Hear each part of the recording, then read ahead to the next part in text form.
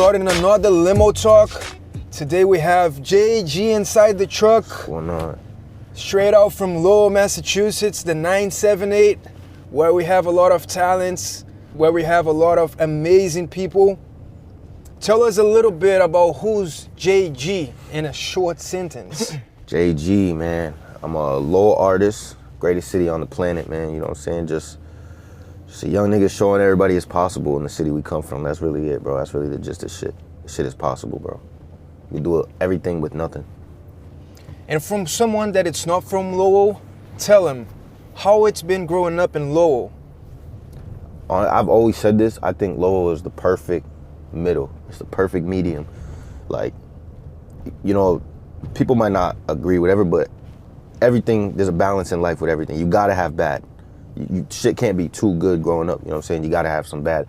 And I feel like Lowell has the perfect amount of negative situations to keep you on your toes, make you learn things, and just like, you know, keep your head sharp.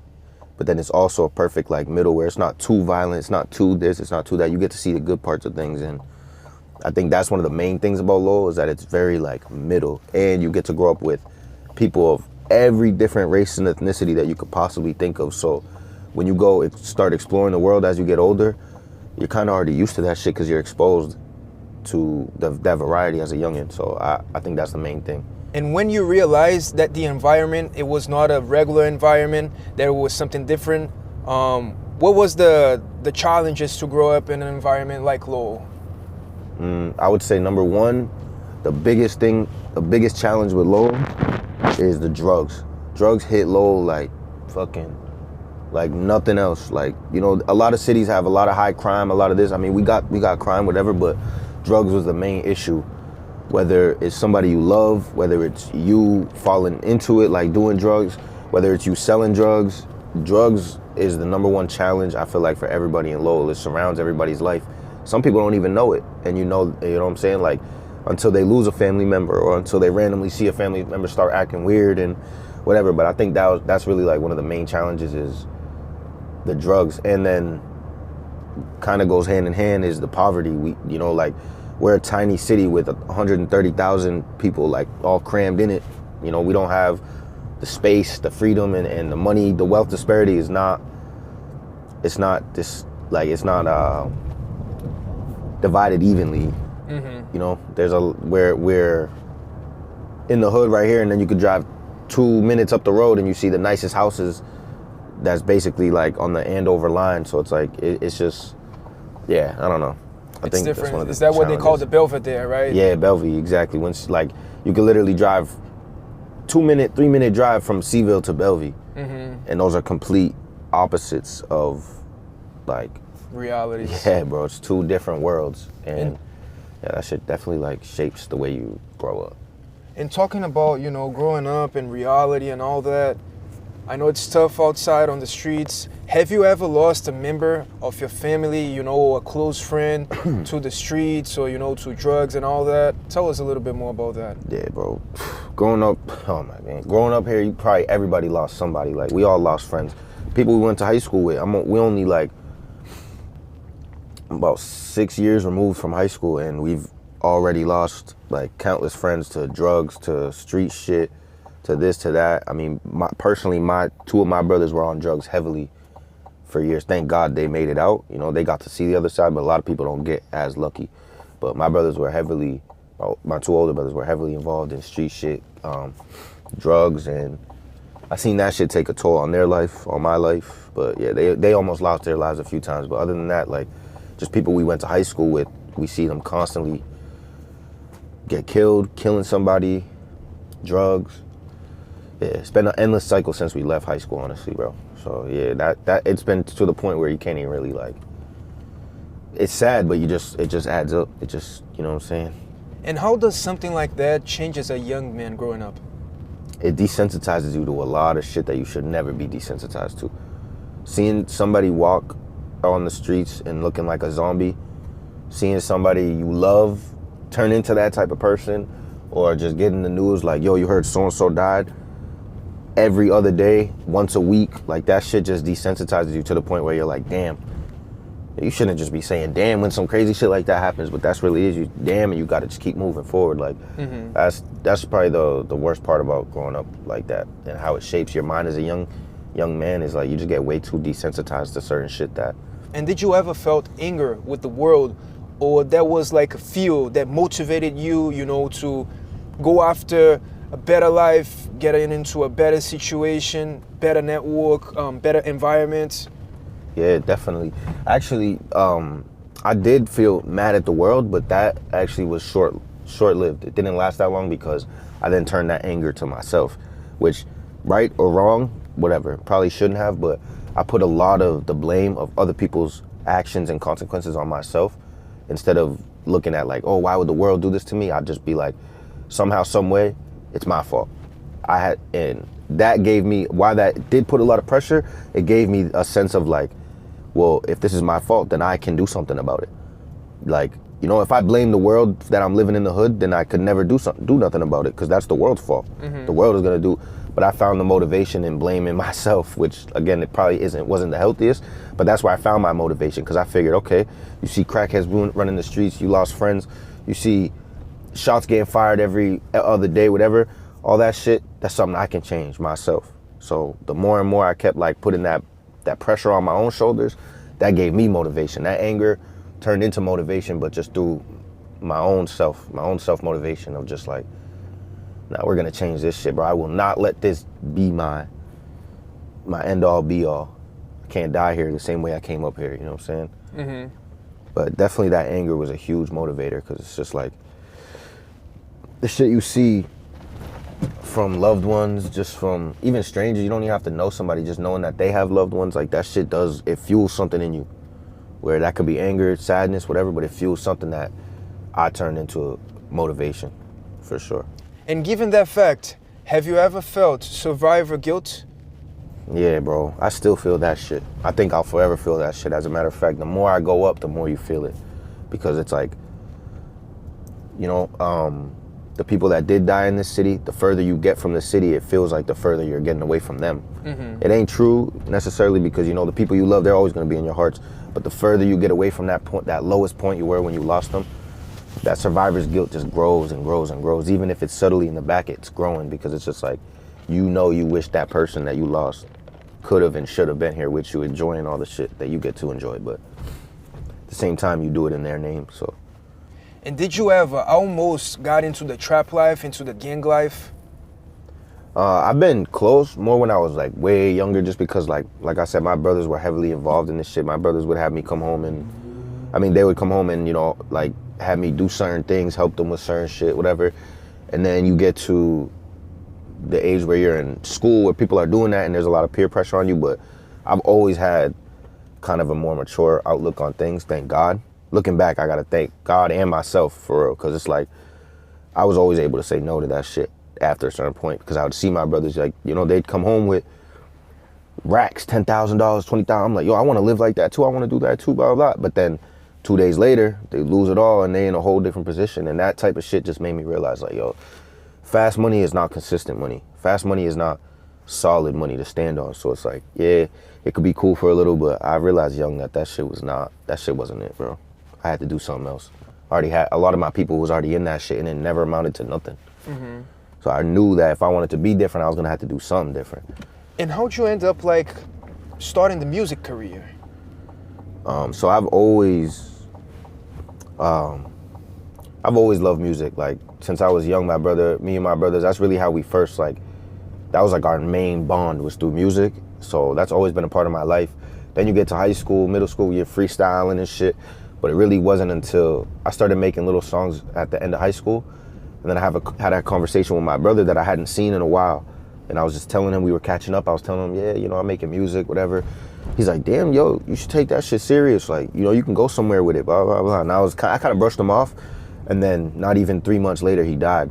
And that, oh man, that, sorry to hear that. No, I appreciate it, bro. It's all good though. It's, you know, it's life.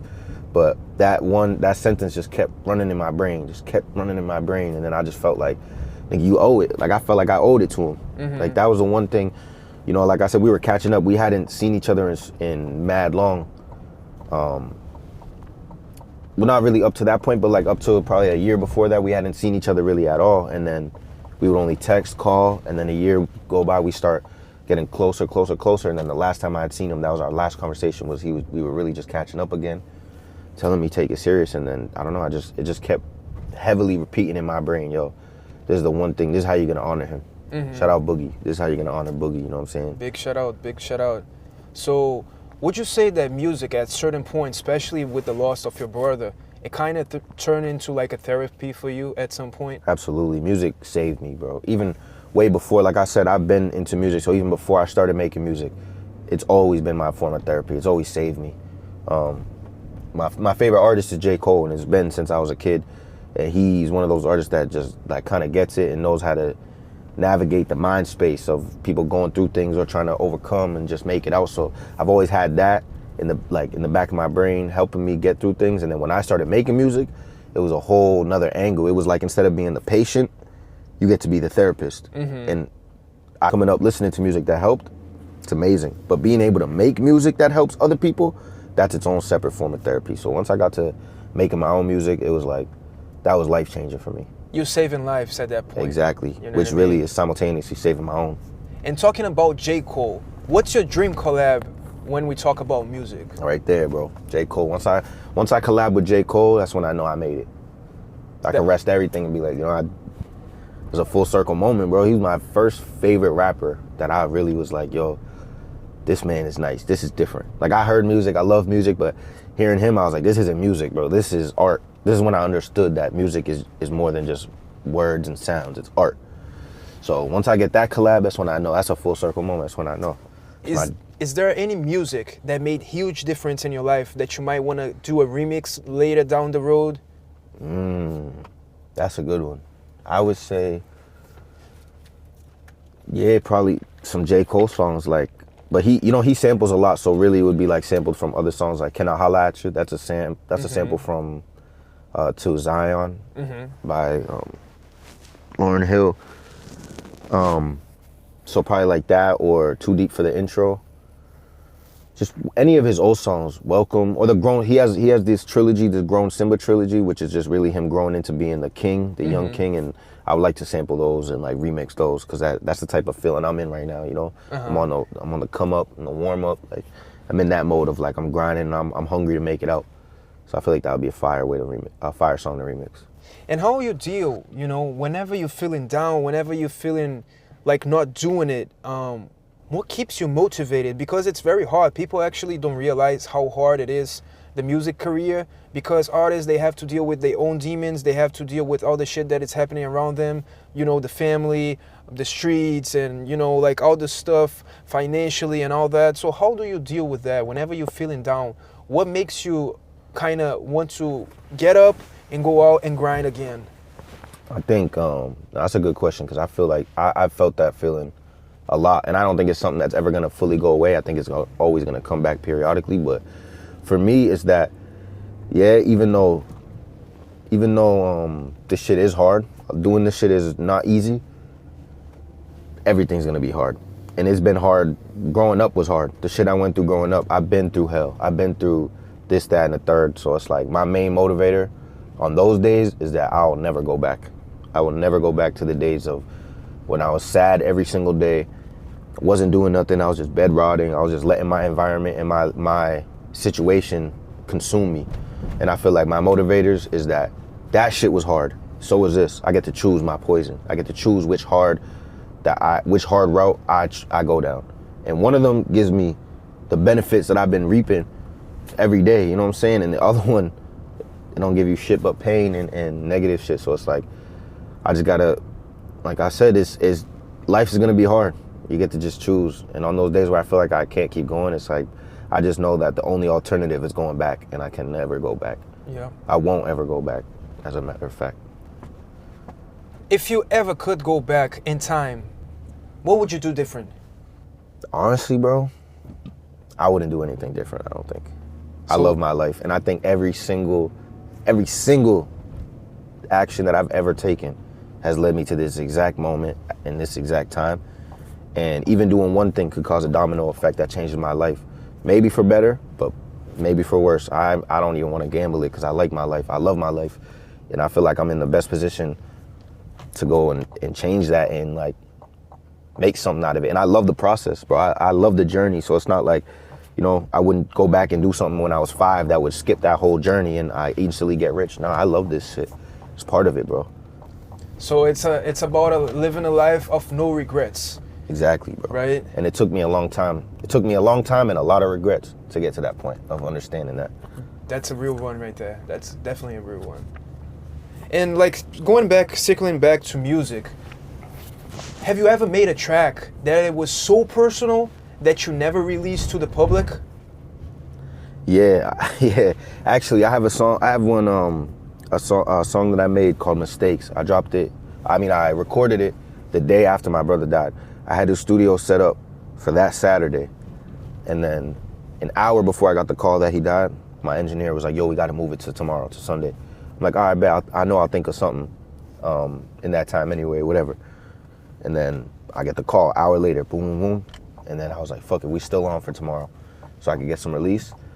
And at the end of the song, I put the news reporter from the clip that when they were discussing my brother's death because he died in a car crash. Mm-hmm. So it was on the news and they had like a whole reporter thing and I put that at the very end of the song and then I just kept listening to it and it was beautiful, but it was also for me, it was way too much to release like that. So I ended up chopping it up and changing a version and I did put it out, but it's a whole different version because that first one, the original one it was just too personal to me. Mm-hmm. Like to have that actual news reporter talking about his death and like, I don't know, just the feelings that day when I was recording, I was damn near about to cry, I was fighting tears recording that shit. So I was like, yeah, that one was just a little bit too personal. Mm-hmm. And do you still keep that track or you just rather not listening to it so it doesn't give you, you know, like, you know what I mean? Yeah. No, I replay it like here and there. I don't overdo it, but every like few months I'll go back to it and just like,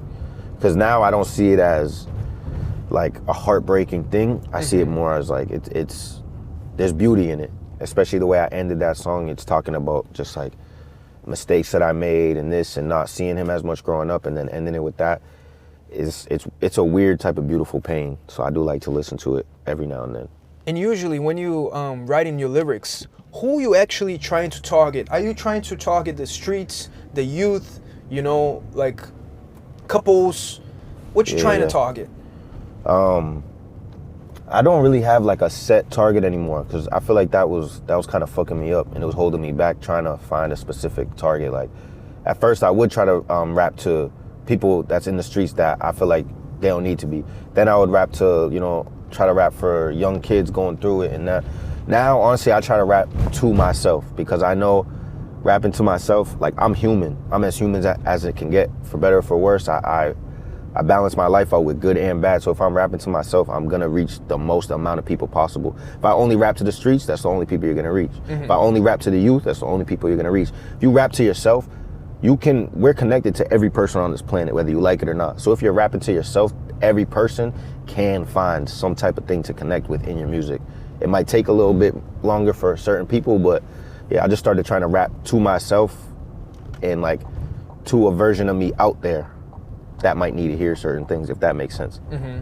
So you would just say being real and people will basically relate, right? Exactly. Like some songs I have that relate to, there's 50-year-old white men that come up to me and is like, you know, I heard that song and I really like that. And then there's some that like 15-year-old street dude is like, yo, you know, I fuck with that song heavy, blah, blah. And then there's some that fucking random librarian ladies they can listen to. And then, you know what I'm saying? And it all stems from me just rapping to myself because I've been through enough, even at 24 years old, I've been through enough that all types of demographics feel me. And I don't want to limit myself to just one type of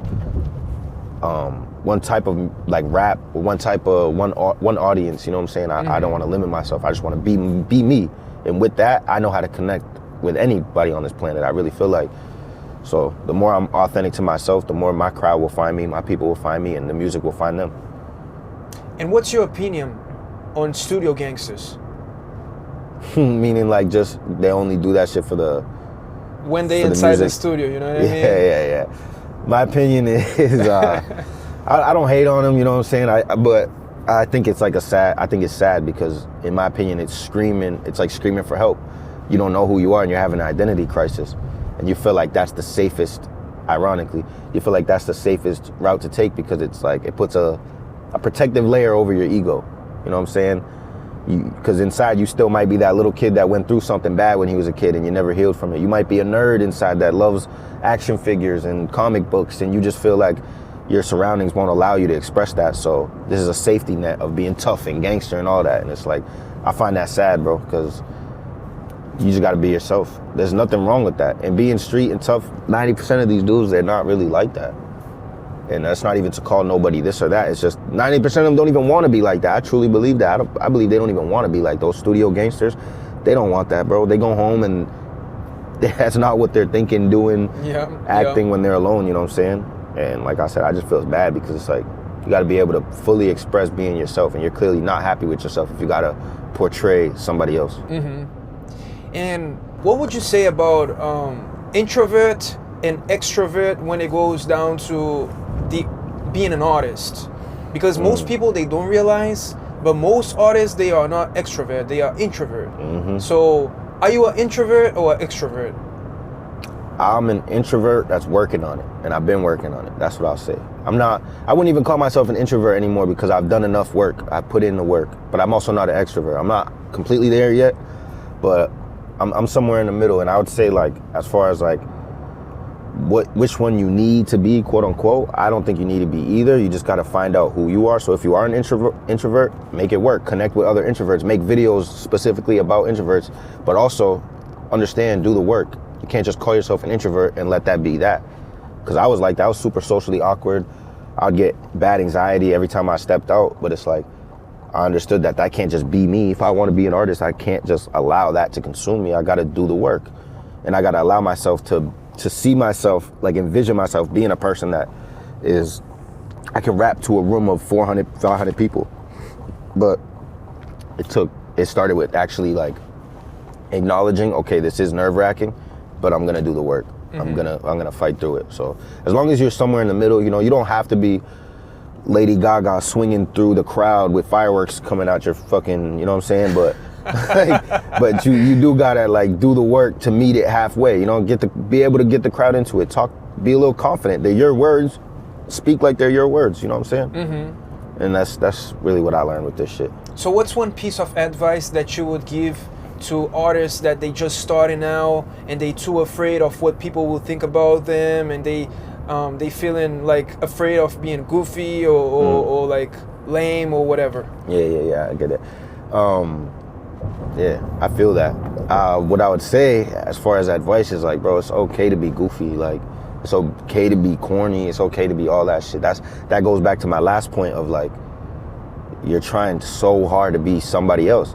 If you feel like, oh, that was too corny, maybe you're just a corny person, but that's okay. We associate that with negative. Yeah, it's all those words have negative connotations when they don't have to be. I was a goofy kid growing up. I refuse to lose that. I don't care what nobody says. You can see me as cool. You can see me as lame. You can see me as good, bad. I don't care. I know who I am. I was a goofy kid that grew up with certain situations, so I found myself somewhere in the middle. You know what I'm saying? And I don't want to lose that and be like completely like, oh, I'm tough and let my situations be me. But I also can't just be like, you know, you got to find that balance. But I would say don't worry about like people doing it. Most of the people that actually hate on you are people that are too afraid to do it themselves. Because I know when I would hate on people and I would look at people like, oh, he's corny for that, blah, blah. That was in the time where I was way too afraid to do some shit. Mm-hmm. And I had to be honest with myself and like look myself in the mirror and be like, God damn, the only reason you really like criticizing people is because, nigga, they're doing shit you never could because you're scared. So you would say like every hater, they basically have that mentality of just, you know, hating on people because they not brave enough to do what the people is doing? Yeah, honestly, and because I don't even think they hate what you're doing, they just hate the fact they couldn't do it. Yeah, facts. And that's really what it is, and it comes out as, I'm mad at you, I don't fuck with what you're doing, you're lame, you're this. It's like, yeah, but you're not doing it. I'd rather be lame than be nobody. At least I'm somebody. When you put yourself out there, you know, at least I get a label. I can't even label you because you don't post videos. You don't leave your house. You You don't do this. So it's like, nigga, you know what I'm saying? Call me what you want. At least you calling me something. You talking about me. And it's not vice versa. I'm not talking about you. We're not discussing what you got going on, but you know I rap. Even if you think it's corny, you know I rap. So good looks. You know what I'm saying? That's how I see it. And if you try, you can do mistakes, you can lose, you know, maybe you'll not make it, but at least you try it. If you don't try, you'll not go from 0 to 1. You know what I mean? Yeah, exactly, bro. And we're human, bro. Our superpower, the reason why we get to drive cars and we don't have to fend for ourselves in the woods and all that, the reason we're above every other animal is because we have the ability to learn. That's the main thing. Like, we have the ability to have a conscious mind and learn. But how are you learning if you're never failing? That's the only way to experience things. Like, you feel me? I know what works in my music and what doesn't because I've put out songs, I've showed people songs, I've tried this, I've tried that, and it didn't work. I posted videos, they flopped. That's how I know how to go viral. You know, there's beauty in this shit, and you got to be able to like face the failure, because everything you want is on the other side of failure, but you got to be able to face it and actually knock on that door. It's the gold pot, you know, right by the other side of the rainbow. That's it, bro. Exactly. And like talking about the human beings, you know, they be moving so fast, like all the technology that we have, you know, and that's been affecting the music industry a lot, especially with AI coming in hot, you know. What's your opinion on AI for music industry? Like as far as artists, like for the voices and shit? For the voices, production, you know. Yeah. Do you think AI will take over the music industry and just kind of, you know, delete the organic artist, the real person, like out of the music industry at some point? Unfortunately, I think that's like a possibility.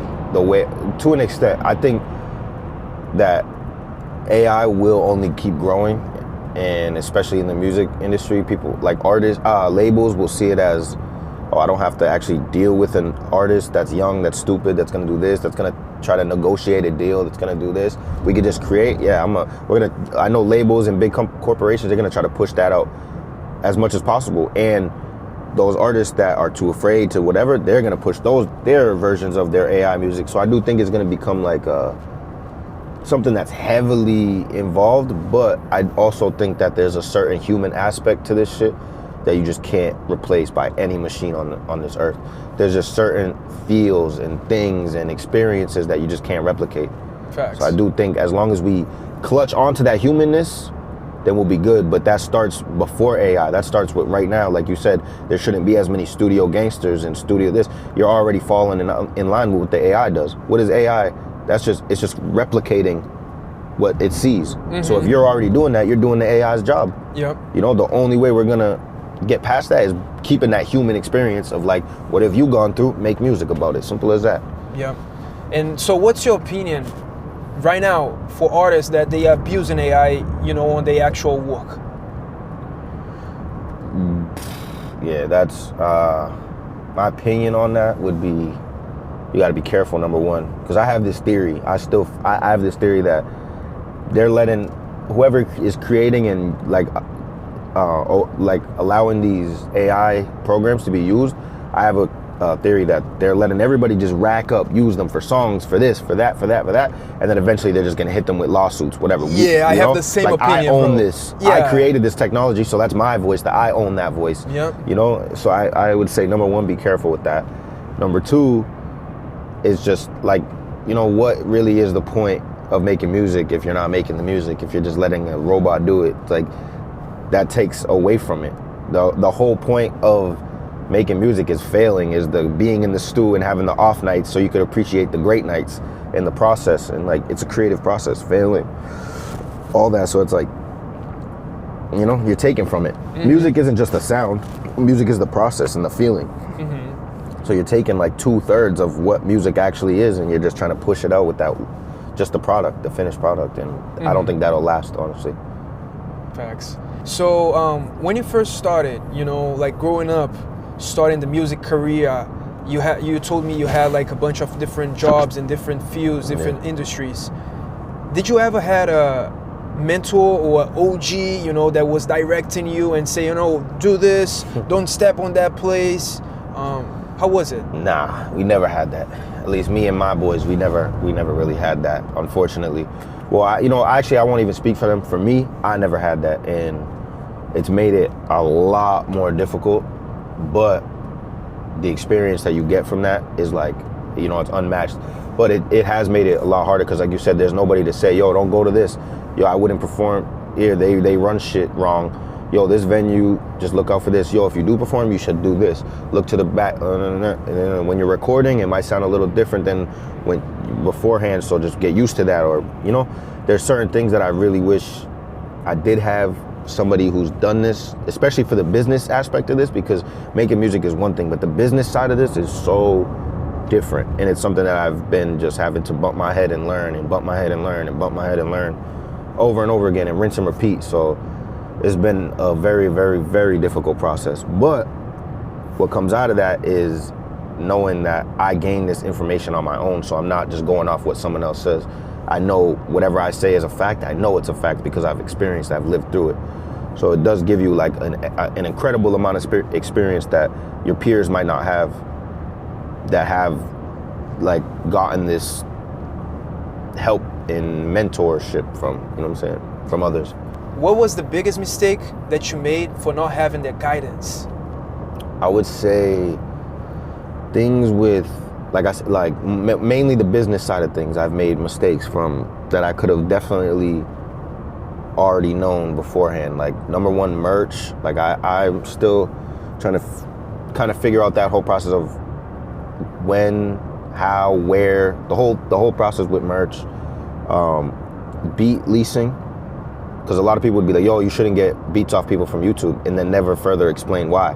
So I had to figure that shit out, why, because leasing is, there's a lot of ins and outs, and there's fine print in the leases and whatever, and it's like, I was given 50% of my publishing and recording to producers because I wasn't buying the right lease, or I was trusting other people to get leases for me that wouldn't, and I thought it was all smooth, and it was just a lot of business mistakes, I'd say. I see. So you'd say like the biggest challenge for upcoming artists, it's to actually monetize? Yeah, absolutely. That is the hardest part about this music shit. But it's the part we all want. But it's the absolute hardest part. 100%. How to monetize properly, I'll say. Because you can make all this money and then realize that you never chipped in a person that was supposed to be chipped in legally. And then they're going to take your song down, or you're going to owe them this, or they're going to sue you, or whatever the case may be. So yeah, monetizing your music but doing it properly is definitely one of the hardest parts, I'd say. And how do you build confidence when there's no one validating you? That's a good one. I would say understanding how the music makes you feel, because you don't necessarily need people around. Of course, that's a good feeling when people around you validate it, but if you know your music is good and you're not just lying to yourself, you're listening in your room and you feel what you're saying in it, you know, you feel that shit in your heart, that's all the validation you need, in my opinion. Because just as you feel, there's a million people out there that feel the same way. There's a billion people. I always say, if you can get one person, if one person can like your shit, then a billion people can like it. And if that one person is you, then that counts, in my opinion. But you have to just know how to not lie to yourself. And I feel like that's a hard part too. A lot of people just, they want to be on this level of like making great music and selling out shows, so they'll lie to themselves and say they're better than they are and don't really want to go through the whole process. But if you can be honest with yourself, and while being honest, you're like, I truly love this song. Nobody else around me likes it, but I love this song. I'm going to push it out. That's all the validation you need, because there's endless stories of people doing that. Like, everybody told me not to release this, and I said, fuck it, and released it anyway, and it went viral. You know what I'm saying? It's the same situation with business owners, you know, founders. They just keep on pushing, you know, they believe in that idea. They have that beast inside them, you know, and they just keep on going no matter what, that hustler mentality, right? Yeah, exactly. And you know, like with businesses, the first year or so, you're negative. Yeah. Like the first year, 2, 3, even 4, you're negative. So it's like, as a business owner, you got to treat, same thing with the music. This is a business. You got to understand, you got to start negative and build your way up, because you got to put money into stew time, into this, into music videos, into that, into this. So you're gonna start off negative. And so the comments definitely don't help with negative comments. You got to keep the positivity around you. And if nobody around you got positivity, it's all up to you then. Keep feeding yourself positivity. Yep, facts.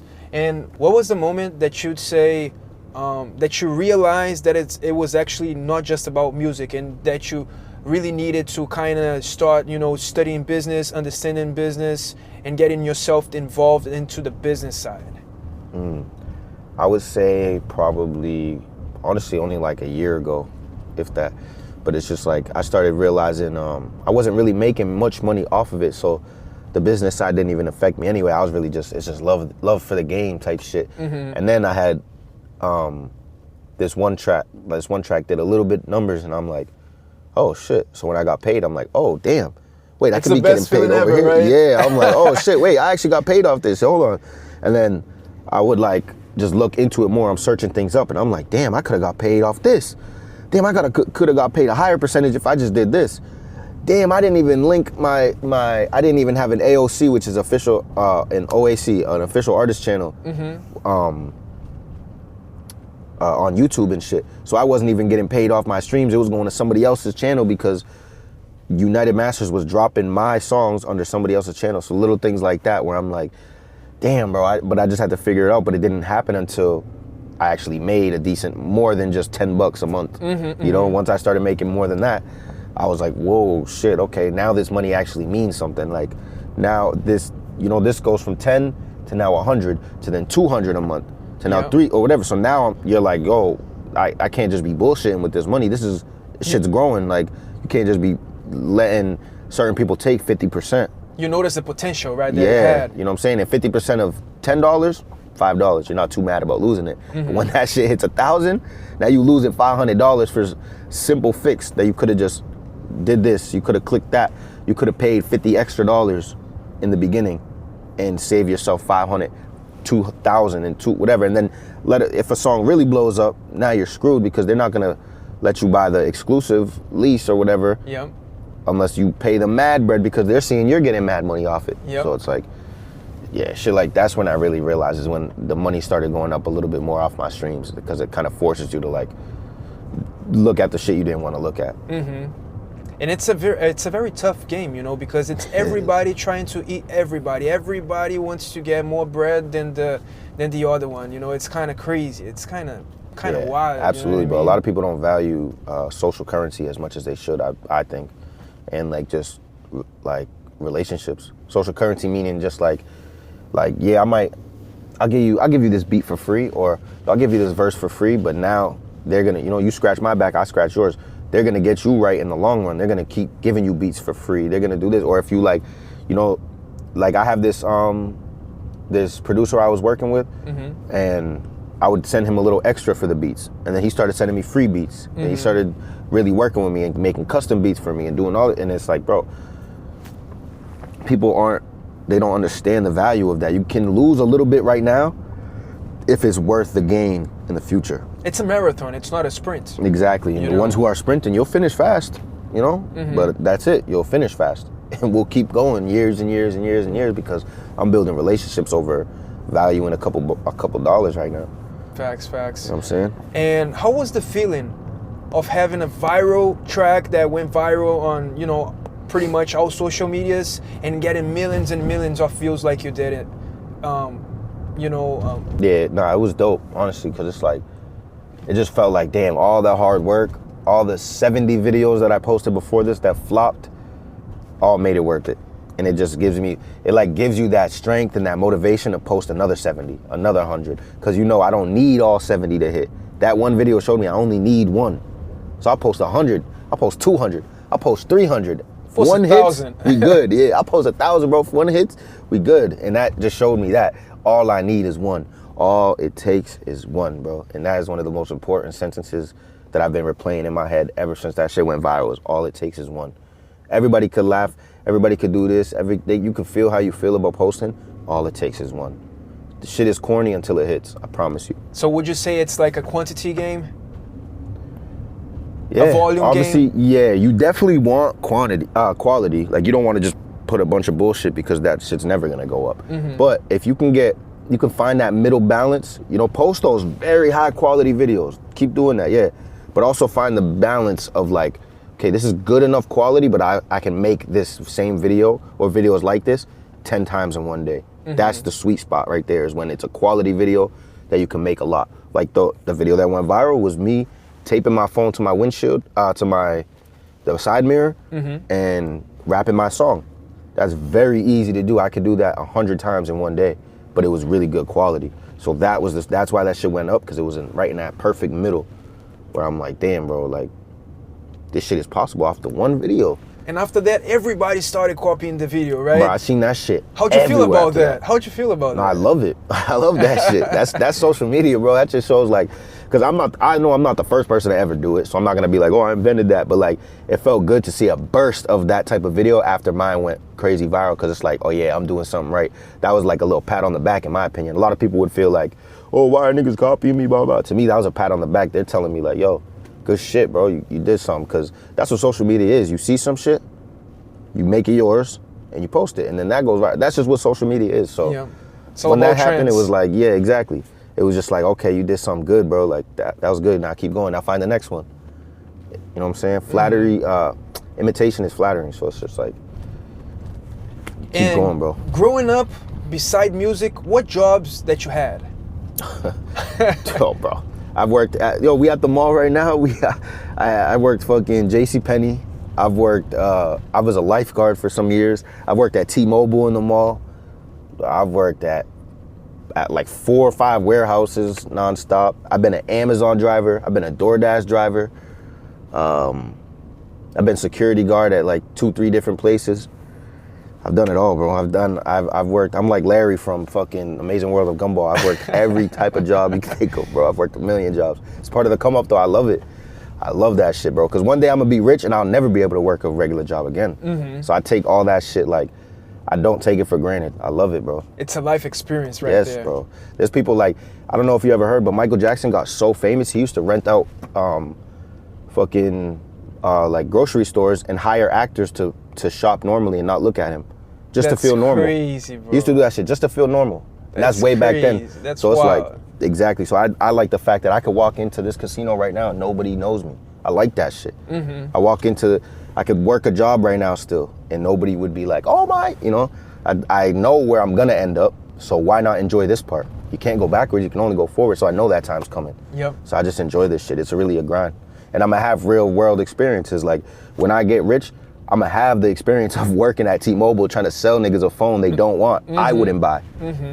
Giving them deals that are bullshit that I wouldn't even do, but I gotta make them, convince them that they want it. And that taught me real world experiences. The same shit with my music. It made me realize, like, you know, you might not even know you want my music, but you want it. And I'll get you to that part in your brain that realizes you want it. We just gotta get there. So those sales skills help you a lot with the music too, right? Yeah, absolutely. It was right there, actually. Yeah, it definitely helped me with the music, bro. It's like I said, I was selling phones that nobody wanted, and every time you sell a phone, you try to sell some home internet and an iPad. And it's like, if you could do that, bro, I'm telling you, if you could sell shit at T-Mobile, bro, you could sell anything. Yep. They was having me sell the most bullshit shit ever. But that's why I'm now with my music, it's not bullshit, it's some real shit, so it's way easier to sell. I already know how to sell, like, you know what I'm saying? I could sell water to a well. So now, this is really nothing. When you got some good quality product, it's nothing. Yeah, facts. And actually right now, beside music, are you working like in anything else, like a project, or you actually have a current job? How is your current life situation at this present moment, February of 2026? Well, yeah, so, I mean, most people that know me at this point know I work for the Celtics, but I also have another job. I do security too. So in my regular job, I still work. I'm still clocking in and out, and I'm not ashamed to say that at all, because it's, like I said, it's part of the grind. Hustler mentality. Yeah, bro. So I'm now, and like the way I'm making money from the Celtics, I'm making money from my regular job weekly that I know will be, okay, I know I'm gonna be good weekly. I have a steady income weekly. And then the music every month, I'm still getting paid. So it's like, those are 3 sources of income right there that keep me steady and keep me able to do this shit. A lot of people want to be like, yo, I quit my full-time job so I can be a full-time rapper. Like, bro, you got 10 monthly listeners. That's not a smart move, realistically. You still need to survive somehow. Yeah, right? bro. Nobody's gonna listen to shit. Exactly. Nobody's gonna listen to a rapper that can't afford stew time, or is like, you know, not nobody's gonna listen to, but like that shit is just not sustainable. Yeah, for the time it takes to actually blow up. You gotta have something that you're gonna get paid every week. You just have to, and it's part of the process, and you can't feel ashamed by that. And that shit, you know, a lot of the times it brings the artist to an actual criminal life because they need to figure it out ways to pay for the bills. So they start trapping, they start scamming, they start doing a bunch of different shit just to make sure they can sustain their lifestyle of an artist. But sometimes that's not the best move, you know. Everyone knows their reality, everyone knows like whatever the fuck they be doing, but sometimes that's not the best move at all. Because they think they moving fast, they have in motion, but that shit will break them for a while. They can go to jail, stay in jail for 5, 10, 20 years, you know? And then what? Where's your music career? Exactly. You know what I mean? Some people, they don't think about that. 100,000%, bro. I agree with that. Especially that last part. Like, you're over here planning, like, yo, yeah, in 10 years, I'm going to be rich off this music. Whole time, now you're doing a 10-year bid because you wanted to make some money, whatever, but blah, blah, blah. But realistically, bro, I clock in and out, and as soon as I clock out, I go straight to the stew. I'll clock out at 10 and I'll be into the stew till 1:30. I want it bad enough where I could lose sleep. I could lose a few hours of sleep for this shit because I do my 8 hours. Now I know in my brain I got paid. I'm about to get paid. Like that shift is already locked in. Now I got to lock in on my second shift of the music. And that just shows to me, it shows how bad you really want this shit. If you're able to clock in after you clock out, you really want this shit, bro. Yeah. And like, you know, most of those niggas, they'll be like, yeah, I have to quit my job so I can work a full time, so I can do the music full time. But niggas is out here just trying to trap full time. They're out here robbing people full time. They're out here blah, blah. So it's like, you didn't even, the shit you said you were quitting for, you didn't even actually go and do that. You're not in the stew 24/7. You're not on social media trying to make money so you don't have to work a clock in and out job. You're doing it the way that's like whatever, bro. And it's just, to me, it's like, bro, you gotta want it. You gotta want it bad enough that you'll swallow your pride. Yeah. You know? Yeah. That's the thing, you know, like do whatever it takes. I want it so bad that I don't care who sees me clocking in and out. I could work at McDonald's mopping up, and if somebody, oh, yo, you're Jay-Z, don't you rap? Absolutely, bro. It's what I'm doing. It's you want me to freestyle for you right now? I'm going to do that shit right now. Like I said, bro, I was an Amazon driver, and there would literally be people in our team meeting.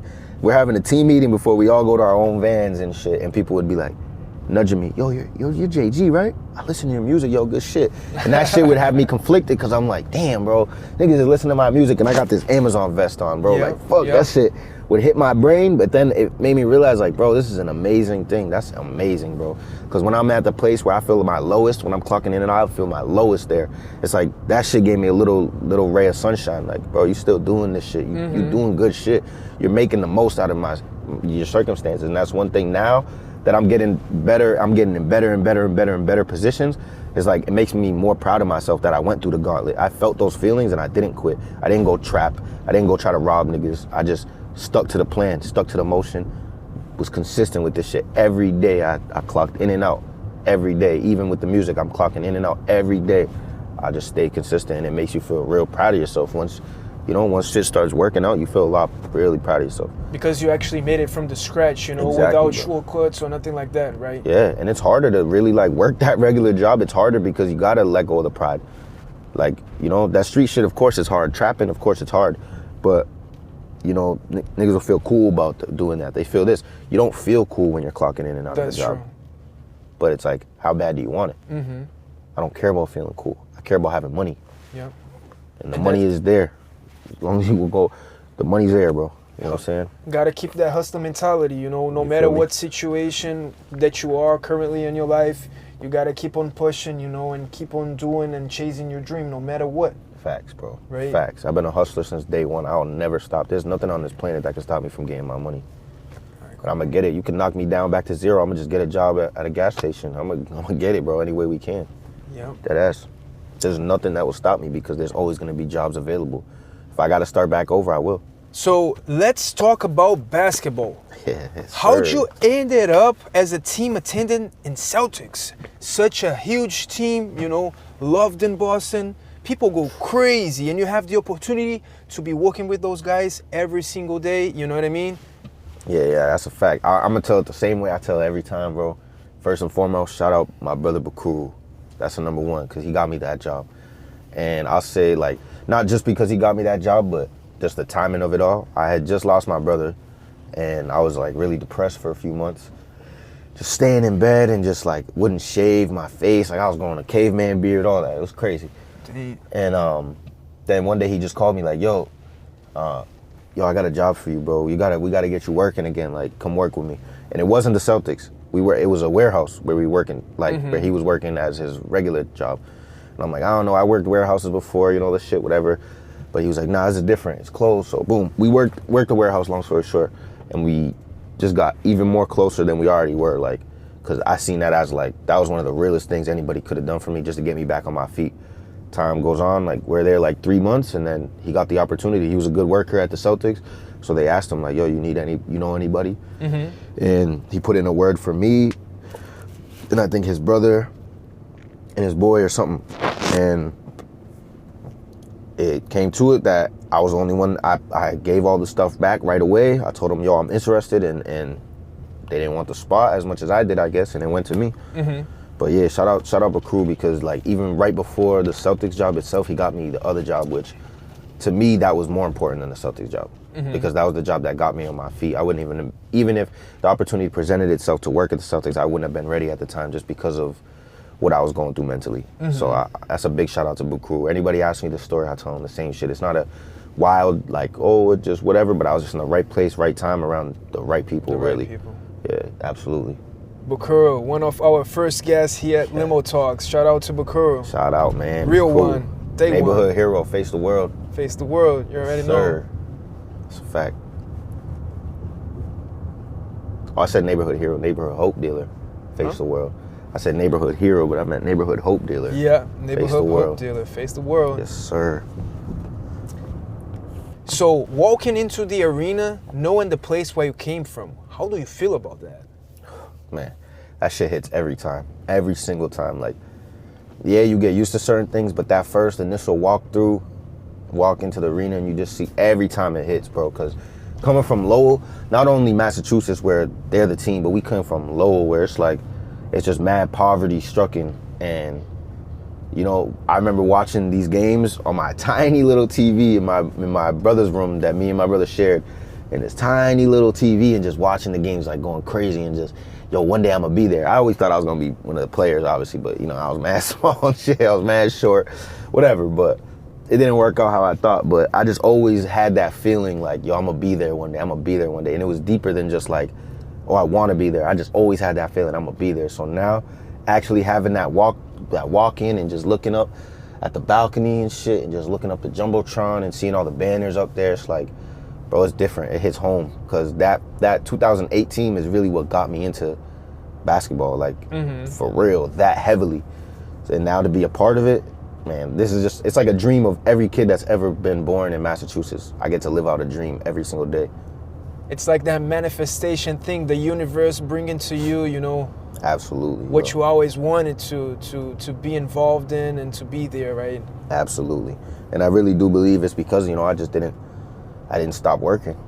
Even as a kid, even from those days, I always grinded with basketball. I grinded in school. I made sure I was doing shit the right way, because like I said, my brothers weren't always, you know, doing the things they had to. And I feel like I got rewarded in a way from just never stopping. Like going back to the question, like you said, what would I change? Nothing. Because I feel like even those days, like they led to me being at the Celtics because of those days where I was just, all I had was the Celtics. Like there were days where shit was going so wrong in my house, in my life, that the only escape I had was on that tiny little TV, probably the size of this little monitor right here, watching the Celtics go crazy. You know what I'm saying? Even on their shittiest days when there was nobody, you know what I'm saying? That's impressive, man. That's like very inspiring. Thank you, I appreciate it. But you know, that's very, very inspiring. What's one lesson that you've learned and you'll take for life walking around elite athletes? I would say that they're honestly, like, they're just like you. They're kids that were in the same type of predicament you were as a kid. No hope of getting out, and somehow now they made it.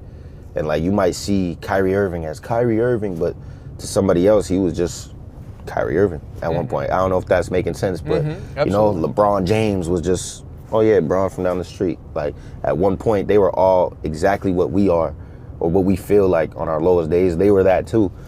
And it really shows when you're around them. You kind of like, the first times being around them, you expect them to be some, like, you in your brain, you put them on a pedestal because you watched them growing up, and they're talking just like you talk back home, and they're making the same mistakes that you do. And not all of them are like, you know, some of them don't know certain things, and you just realize like, yo, they're really just us, but they made it. Yeah, they didn't quit. They never quit. And there's, you know, I'm sure a bunch of them have faced like gang life or dodged this or had to deal with drugs and this and that, and they just never quit. And that's the main thing is like, damn, bro, they're not some special specimen. They're not like the smartest people on the planet. They're not the most well-behaved people on the planet. They just didn't quit. They are just like you, just like me. They just didn't quit. Simple as that. Like, you know, yeah, the athleticism, yeah, whatever, but NBA is the same as every other aspect of making it. You just can't quit. No matter what, you can't quit. That's it, bro. And that's what I realized from them. They just didn't. So I won't. You know what I'm saying? I can't. Yes, sir. Yes, sir. We all gotta keep on going, you know, keep on grinding. Yeah, never give up, ever. At all, bro. And do the players know you actually make music? Hell yeah. I've talked to them about it a bunch. A lot of them have seen my videos. A few of them were talking to me about the video that blew up and shit. But the thing that does suck, well, actually, I won't even say it sucks because it's actually good in a way. But a lot of people that end up knowing your music, they'll get traded. Like, know my music, you know, they'll get traded, so they're no longer there. But I'll say that's also good because now somebody who knows what I do and has listened to my music is bringing that to another city, another team. So when I see them, they might be like, yo, this dude makes music or whatever, you know, to somebody else. And it gives you opportunities to bring people from other teams into your domain. And now I can show those new people, yeah, yo, I make music, yo, blah, blah, blah, you know what I'm saying? It's always about spreading the word, right? Yeah, exactly. And I think it's dope how, it definitely kind of sucks, but it's also dope how like the NBA cycles people from team to team to team to team. So it keeps it fresh from people that don't know your music. And then the people that do are going to other teams and being able to spread it as long as like, you know, they actually fuck with it. And when you finally win big, what does the give back will look like for you? Oh, bro, I can't wait. It's too much to even really just fit into one answer because it's gonna be shit that I come up with on the fly. But really, like the basis of it is gonna be, I want to be exactly who I feel like we needed when we were young that we just didn't have. So it's not just, you know, giving money back. It's not just pulling up and building this or that. But I want to be able to like spend days with these kids in the Boys and Girls Club and here. And it's like, because yeah, of course, like it would be nice. Like as a kid, it would be nice if we got new facilities, if we got this. But sometimes as a kid, all you really want is somebody that's done it or somebody you look up to just spend the day with you, show you that they're human. You know what I'm saying? Because we look at celebrities and all that as like so far away, untouchable, they're not human. So I can't wait to like, aside from, you know, building gyms and Boys and Girls Club type places where it keeps kids off the streets, besides building those types of programs, I'm gonna be like spending time in Lowell first and foremost, but then going to other cities and random inner cities and just spending time with the kids and showing them that like, yeah, you in the shirt that's too small, in the dirty shoes, in the mismatched socks, you can make it. And I feel like that's mad important, is like showing your face and showing them that like you're real and you're human and you're out here with them and you're like, you know what I'm trying to say? And trying to help them find their own talent, you Yes. know, which can be in any type of industry vertical. Yes, exactly. I don't want kids to look at me and be like, oh, I want to be like him. I want to be a rapper. I want them to look at me and be like, yo, he's exactly who he is and has been since a kid. So maybe I could do that too. I can make it too. You know, exactly how I am. I don't have to conform. And I really want to show kids you don't have to conform to whatever you think is cool, whatever you think is going to make it, whatever you think is the right. You just be you and just amplify that as much as you can. Get in front of as many cameras and as many people and connections as you can while still being you, and it'll do it. And what would you tell the younger you, crying at night, struggling? Damn. I would tell them like, yo, I know it hurts. I know it hurts, but it's all necessary. And it's all part of the plan, and it's all part of the game. And do not let none of this be for nothing. Every teardrop that you let fall, you make sure you work a whole day for every tear you find, every tear you feel. Like, don't let that be for nothing. Because everything you're going through, it'll get better, like everything, you know, but you are gonna feel this feeling again, over and over and over again in life. But every time you do, just make sure you learn from it and you don't let it be for nothing. And I think that would be the main thing, because back then I didn't see, when I was crying at night and I was whatever, I didn't see no hope. I didn't see no, like, I didn't know if it was gonna be for a reason. I used to think like, why is this happening to me? But now it's more than clear. Hindsight is 20/20, and I realized why everything happened exactly how it did. It was almost too perfect. So I just tell myself, don't trip. Like, you know, this shit is building you up. You're gonna be someone special. You already are someone special, as a matter of fact, and this is just helping you build up that story, that little resume. So that's the legacy that you want to leave, you know, for the next generations? Fire, bro. That's like, I think that would just be so dope. Because imagine seeing your parents, like, your parents give you a box of just SDs that you plug into a computer, and you can see a clear HD video of when your mom and dad was 20, 25. Like, that shit that, it starts with our generation, our age, and shit that we get. You know what I'm saying? Cameras and technology wasn't as big back then when they was growing up, so I'm trying to take advantage of that shit right now. It was all analog, right?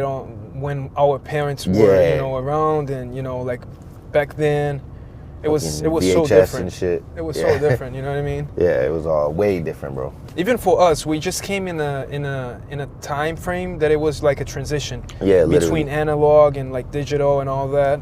Yeah, and very soon AI will probably not even have like cameras and like physical memory cards and all that shit. It's all clouds, bro. Yeah, facts, Boom, bro. It's AI definitely clouds. gonna be like that. It's You know already what I mean? merging like that. But yeah, exactly. I don't have videos from when I was a kid like that. Actually, I don't have any videos from when I was a kid. Which that's the one thing I've always wondered, like how I sounded when I was a kid, but I don't have not one video from when I was a kid. So it's like, my nieces and nephews, they already got all that. My kids are gonna have all that. It's fire. So what's coming next? I just dropped a song, actually, 2 days ago. But next, I'm dropping another song in 2 weeks, and I'm gonna just stay consistent. Every 3 to 4 weeks, we dropping. And then I got a project that I'm already working on, I'm planning on for either from somewhere from June to August. So stay in tune for that. That's a big one.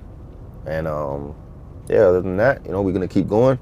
Shoot for the BMA awards. Hopefully get new best artist or just best artist or Grammys best music and all video, that something, shit, you know what right? I'm saying? Yeah. But we starting with that. If everything goes right in 5 years, what's the exact place that you want to be? 5 years, if everything goes right, I'll be traveling from state to state, country to country, getting paid to do so by recording just my travels, like vlogs and streams. And I'll be able to put out music only when I want, and only do the music how I want and when I want. Because right now, of course, I love music, but it is a big, like, there's big obligations with being a content creator and the producer and the engineer and this and this. It's like you got to be everything just to be an artist nowadays. So I feel like if everything goes right, I have already made enough buzz from the music where I can fully transition into just like lifestyle and content and only drop music that I really love, like once every 3-4 months, you know what I'm saying? Where music is kind of my secondary, that I could look back on my catalog and be like, damn, this is all quality. I wasn't just putting shit out because I want to, like, you know what I'm saying? Or this is a good mood for this day. It's good for that. Like, I really just see myself traveling and transitioning from all this shit. But really just like kind of how Speed does. He travels to other countries and he gets paid for it. And that funds the next trip and the next trip and the next trip. And it goes on. So I and see myself doing that and being able to just use the money I get from that to, like, one, give back to the community and change my family's life. Like, my nieces and nephews, they're gonna be put up so well. They're gonna get everything they deserve in this life. So I think that's like how I see myself in the next 5 years, is being able to take care of everybody I need to in my family, mainly my nieces and nephews, future kids. But yeah, definitely taking care of everybody in my fam and being able to just travel and get paid for it. And what scares you more, failing or not trying at all? Oh man, that's an obvious one right there, not trying. Because I've had both, I've felt both. And that weight and pressure of not even trying, oh, that shit stays with you. Failure doesn't. Failure comes and goes, because it's like, you feel me? I can try to dunk a ball 100 times and fail 100 times. As soon as I get it on the 101st time, I don't care about all 100 before that. As soon as I get it, those 100 times that I failed, they disappear. But not trying it, and then you see everybody around you dunking, and you see everybody do it, and then they're like, yo, you didn't try. Maybe if you just tried, you know, and worked at it, you would have been here. That feeling is worse. I love the mentality, man. You know what I'm saying? I love it. Very inspirational. And that's something that I can already tell that you got from basketball too, unconsciously, you know what I mean? Yeah, facts. I use basketball as like a reference for a lot of shit in my life, just because that's like, ball was life at one point. So that's where I learned most of my lessons. And if your younger self was watching this interview, what will he say? he wouldn't believe it that we even like, I wouldn't believe that I'm this confident just in the way I speak, the way I carry myself. I feel like, and just being able to even like be in a position like this, meeting people like you, like I'll be beyond proud of myself just for putting in the work. I've always been like, coming up, I was always very like self-conscious and had a lot of anxiety and like just was really going through it a lot in my head every single day. So to see the work that I've put in from then until now, my younger self wouldn't even believe that we're this, like, you know what I'm saying? I would think I'm so cool. I would probably think I'm the coolest person in the world, you know what I'm saying? And you So are, like, bro, and you are. I can tell that, yeah. you know what I mean? Very inspirational story. I appreciate that, like, bro. Your whole background and everything, bro. You go in places, bro. I can tell. I You appreciate go in that, bro. places. That's what's up. And I'm just trying to take that younger version of me with me, you know what I'm saying? I can feel it still in me. That's why it's like, I already know. Like, even how I said I would be proud, I am proud. I do think I'm the coolest person in the world, actually, as a matter of fact. I do feel that shit in myself. And I'm the only one that knows the genuine work that I put in to get there. So it feels different. It's dope. And before we wrap, if there's any kid in Lowell, you know, out there in the world that feels kind of behind, no money, no mentors, no direction, what would you tell them right now? I would say, yo, keep working, bro. Just keep working. Like, this shit is all out here and it's more than possible, bro. The not having a direction is not a bad thing. It's a good thing. You get to choose your direction. You get to find your direction. A lot of people do have a direction and they be the most unhappy people in life because their parents wanted them to be a lawyer. Their parents wanted them to be a doctor. They got handed a family business. Might sound nice because they got money, but they didn't have no journey with it. And their direction wasn't even chosen by them. One of the best things that like happened to me and allowed myself to be so free was not having my dad around when I was growing up, not having my brothers around as much as they should have been. My mom's stressed. That left me with no direction and no guidance to find that direction. But the shit that came out of that was I got pulled in every single direction.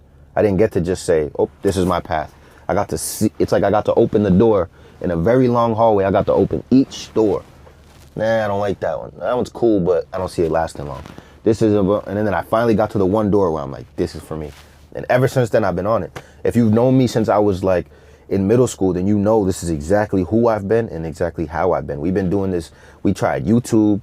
We've always loved music. We've done all this. Like, we've always been the ones that are going to make it out just in the way that we carry ourselves. And I say we as in PMR, my group, where I'm like, you know, my team, where we been this, where, yeah, I don't even know. Like, back to the original question, bro, just keep working. There's, not having a direction is a beautiful blessing, bro. It's a blessing in disguise. You might think it's not, but it really is, because you get to try everything and figure out who you genuinely are. And don't let none of that peer pressure get to you. You might feel broke. You might feel like you got to make quick money. Don't let that shit get to you. Don't be a street. You know, don't play in the streets. This girl might say she only likes street niggas. That's cool for her. Let her have it, bro. There's billions of girls, and you cannot fuck up your future because this one girl wants this type of nigga. Because she'll switch up quick as soon as she really starts dealing with a nigga like that. She's going to realize that ain't it. Yep. You feel me? And even now, all the street rappers you might listen to, that's cool, blah, blah. They're not going to tell you about the nights that they went hungry 4 nights straight and sleeping on the corner, because that's embarrassing to them. And they're not going to show you that real shit. So all you're going to see is just, yeah, we flip grams and get bread. Nigga, that ain't it for real. Like, you know what I'm saying? So do what you got to do, man. Stick on your path. Even if you don't know that path, you're on it. You just don't understand it yet. Just keep moving forward. Like, your path it's the right one, and it's laid out for you as long as you feel it in your heart that it's like that. God's watching you like, yo, please, youngin', just keep going, bro. But you got to understand that he's watching you, and you got to know that he's begging you to take that step forward. Every time you take it to the left, to the right, back, it's like, bro, he's begging you, bro, just keep moving forward. It's right there. It's right there. You got to envision that shit. You got to know something's out there waiting for you. I always felt where I'm at right now. I felt that shit waiting for me. I couldn't explain it to nobody. I couldn't like see it necessarily, but I felt it. I felt it in my chest, in my head, in my heart, everything. Like, I felt this shit is waiting for me. And it's what they call the purpose. Yeah. And pressure forms diamonds. You know what I mean? You feel me, bro? That's it, bro. And like, that shit, the closer I get to it, the more I feel it. The more that pressure intensifies, but it's in a good way. Like, I'm getting closer and closer and closer. And yeah, just always, you know, keep working and keep yourself prepared for anything. My brother used to say the 5 P's in life. Proper preparation prevents poor performance. So always be prepared, just keep working. And again, no direction prepares you for even more things because you're only going to keep dipping your toes in every type of pool. So you'll be ready for the ocean when it really comes. When the waves really hit, you'll be ready. Yes, more than sir. others. Yes, sir, indeed. You know what I'm saying? JG, it's a living proof that the environment, it's nothing when it comes down to your destiny, to your personality, you know, to being a great person, to being a great friend, to being a great artist, to being a great professional. This guy is amazing. My dog, I appreciate you, bro. Absolutely amazing. Vice versa. From the 978 Lowell to the world, like our friend says, right? Face the world, Face man. the world, Shout out, bro. cool. Face the Neighborhood world. home dealer, man. Face the world, bro. Hell yeah. Don't let your environment shape you. Use your environment. You know what I'm saying? And if this episode moved you, motivated you, you know, drop a comment, share with a friend. This is another Limo Talk showing, actually connecting people from different environments, from different backgrounds, and showing the reality in real life. What's up? Facts. This is Limo Talks, where real stories connect with real people.